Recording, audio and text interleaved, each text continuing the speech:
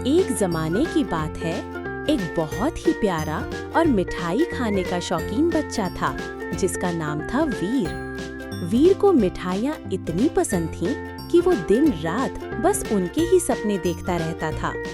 एक रात जब वीर गहरी नींद में सो रहा था, उसके कमरे की खिड़की से एक तेज चमकीली रोशनी अंदर आई। उस रोशनी के साथ एक छोटा सा रंग बिरंगा उड़न खटोला भी अंदर आया।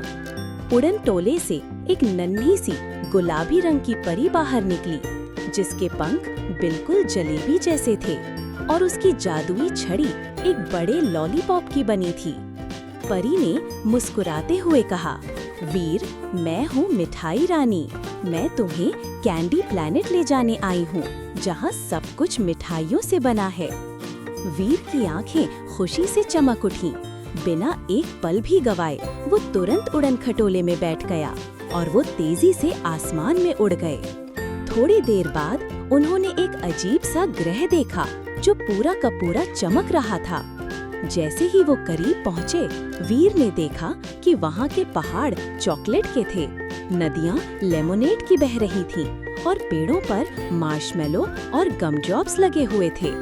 मिठाई रानी ने वीर को कैंडी प्लैनेट के हर कोने में घुमाया।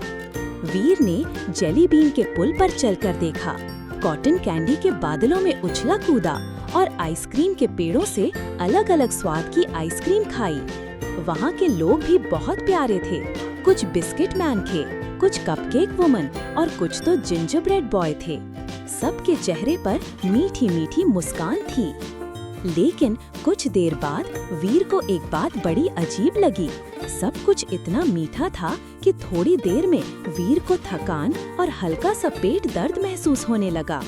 उसने सोचा, अगर सब कुछ इतना मीठा होगा तो मैं सब्जी और फल कब खाऊंगा, सेहतमंद कैसे रहूंगा।